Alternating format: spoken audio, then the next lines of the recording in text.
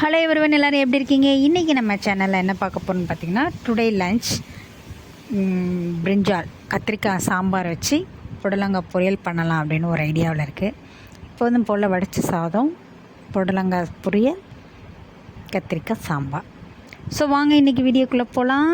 என்ன சாப்பிட்லாம், என்ன சமைக்கிறோன்னு பார்க்கலாம். கொஞ்சம் தொடர்ந்து என்னோடய சேனலை சப்போர்ட் பண்ணுங்கள், சப்ஸ்கிரைப் பண்ணுங்கள், லைக் பண்ணுங்கள், ஷேர் பண்ணுங்கள். ஸோ நானும் 3 இயர்ஸாக போட்டுட்ருக்கேன். ப்ளீஸ் கொஞ்சம் சப்போர்ட் பண்ணுங்கள் கைஸ்.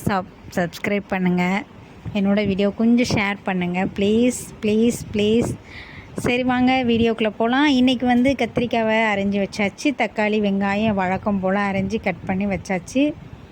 சமைக்கிறதுக்கு முன்னாடி இதெல்லாம் கட் பண்ணி வச்சுட்டா சமைக்கும்போது ஈஸியாக இருக்கும். டக்கு டக்குன்னு தாளிக்க இதெல்லாம் ரொம்ப வசதியாக இருக்குமே. நான் எப்போதும் இதெல்லாம் ரெடி பண்ணி வச்சுப்பேன். சில டைம் மட்டும் ரொம்ப அர்ஜென்ட்டாக இருந்தது அப்படின்னா தக்காளி வெங்காயம்லாம் ஆன் த ஸ்பாட்டில் அரிஞ்சு வச்சுப்பேன். ஆன் த ஸ்பாட்டில் அரிஞ்சு கடாயிலே போட்டுருவேன். இன்றைக்கி முன்கூட்டியே அரிஞ்சு வச்சுட்டேன். ஸோ இது எண்ணெய் வச்சு எண்ணெய் ஊற்றி கடுகு, உளுந்தம்பருப்பு, கடலப்பருப்பு எல்லாத்தையும் போட்டு அதுக்கப்புறம் எப்போதும் போல் வெங்காயத்தை போட்டு நல்லா வணக்கணும். வணங்கிருச்சா, ப்ரௌன் கலரில் வந்துருச்சா, ப்ரௌன் கலரில் நல்லா வந்ததுக்கப்புறம் தான் தக்காளியை போடுறோம். 3 தக்காளி எடுத்துட்டேன். ஏன் 3 தக்காளினால் தக்காளி வாங்கி 1 வீக் ஆச்சு. அது எல்லாம் வேஸ்ட்டாக தானே போகுது. சரி குழம்புக்காவது யூஸ் பண்ணிக்கோமேன்னு ஒன்றுக்கு எப்போதும் போல் ஒரு தக்காளி தான் போடுவேன். இன்றைக்கி 3 தக்காளியை போட்டு நல்லா செய்யலாமேன்ட்டு ஸோ 3 தக்காளியை போட்டேன். நல்லா வதங்கிடுச்சு. வதங்கிறதுக்கு பார்த்திங்கன்னா உப்பு கொஞ்சம் போட்டுட்டேன். அப்போ தான் சீக்கிரம் வணங்கும்.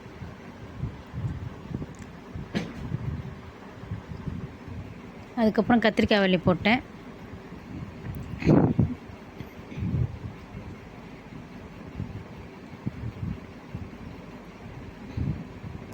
கத்திரிக்காய் வள்ளி போட்டு கொஞ்சம் வரமிளகாய், கொஞ்சம் மல்லித்தூள், மிளகாத்தூள் எல்லாத்தையும் போட்டேன். உப்பையும் போட்டுட்டேன். அப்போ தானே நம்ம சாப்பிடும்போது காரசாரமாக இருக்கும். அதனால் உப்பு, மிளகாத்தூள், மல்லித்தூள், மஞ்சத்தூள் எல்லாத்துலேயும் போட்டாச்சு.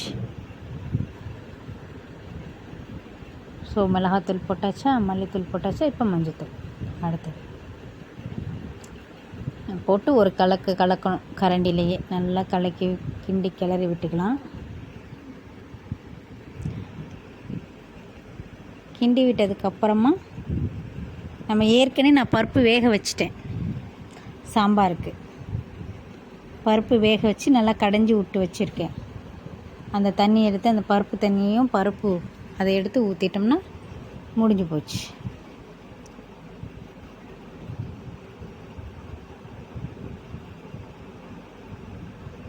அவ்வளோதான். பார்த்திங்கன்னா பருப்பு முன்னாடியே வேக வச்சது இருக்கா.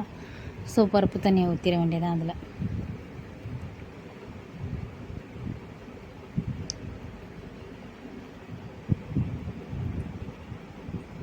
பருப்பு தண்ணியை ஊற்றி நல்லா கிண்டி கிளறி விட்டோம்னா ஒரு 5 to 10 நிமிஷம் மூடி வச்சிட்டோம்னா சாம்பார் ரெடி ஆயிடும். அவ்வளோதாங்க இன்றைக்கி. இது நல்லா மூடலை. ஸோ இதில் மூடிடலாம். அப்புறம் புடலங்காய் அது வெந்துக்கிட்டு இருக்க வர பொரியலுக்கு ரெடி பண்ணலாம்னு சொல்லிட்டு புடலங்காய் இருந்துச்சு. அது 1 வாரம் ஆகிடுச்சிங்க. அந்த புடலங்காய் வாங்கி பார்த்தாவே உங்களுக்கே தெரியும், ஃப்ரெஷ்ஷாகவே இல்லை, நல்லாவே இல்லை. அது ஃப்ரெஷ்ஷாக சமைச்சா இன்னும் கொஞ்சம் நல்லா இருந்திருக்கும். சரி காய் வீணாக போகுது. ஆனால் 40 ரூபாய், இது 1/4 கிலோ 40 ரூபாய். அது வாங்கி இது வீணாக போக மனசு வரல. கொஞ்சம் பரவாயில்லன்ட்டு அரிஞ்சு போட்டாச்சு. பாருங்கள், கட் பண்ணும்போதே ஒரு மாதிரி ஜவ்வு மாதிரி இருக்குது.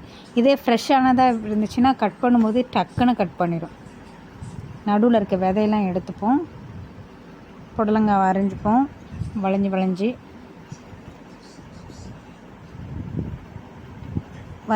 அரிஞ்சாச்சு. அதுக்கப்புறம் எண்ணெய் ஊற்றி கடுகு, உளுந்தம்பருப்பு, கடலப்பருப்பெல்லாம் போட்டுட்டோம். போட்டு காய் அள்ளி போட்டு அவ்வளோதான், ஈஸியாக முடிஞ்சிருச்சு. இதில் தேங்காய் அரைச்சி ஊற்றுறவங்களும் இருக்காங்க. இல்லாட்டி திருவி தேங்காய் பூ இல்லை தேங்காய் பூ போடுறவங்களும் இருக்காங்க. நான் மேக்ஸிமம் தேங்காய் பூவாக எடுத்து நான் போடுவேன். இப்போ எனக்கு அது செய்கிறதுக்கு டைம் ஆகிடுச்சி, நேரம் ஆகிடுச்சி, பசிக்குதுன்றாங்க குழந்தைங்களாம். ஸோ அதனால் தேங்காய் சில்லாக கட் பண்ணி போட்டேன். அதுவுமே நல்லா தான் இருந்துச்சு. இதில் கொஞ்சம் உப்பு போட்டு மிளகாப்பொடி மல்லிப்பொடி மிளகாத்தூளும் மஞ்சத்தூள் மட்டும் போட்டேன், உப்பு போட்டேன், அவ்வளோதான். இதோட பச்சை மிளகா கூட கட் பண்ணி போடுவேன். அது இன்றைக்கி கொஞ்சம் டிஃப்ரெண்ட்டாக செய்யலாமேன்ட்டு இது மாதிரி பண்ணி வச்சேன். இப்படி செய்கிறது நான் இதான் ஃபஸ்ட் டைம் செய்கிறேன். இதுக்கு முன்னாடி நான் இப்படி பண்ணது கிடையாது. பச்சை மிளகா வெட்டி போட்டுருவேன், மிளகாத்தூள் மல்லித்தூள் போட மாட்டேன். இந்த டைம் இப்படி டிஃப்ரெண்ட்டாக செஞ்சு பார்க்கலாமேன்னு செஞ்சு பார்த்துருக்கேன். இதோட சின்ன சின்னதாக தேங்காய் பல் சொல்லுவாங்களே, கட் பண்ணி போட்டேன். இவ்வளோ தாங்க. சாப்பாடு, சாம்பார், பொரியல் ரெடி. Thanks for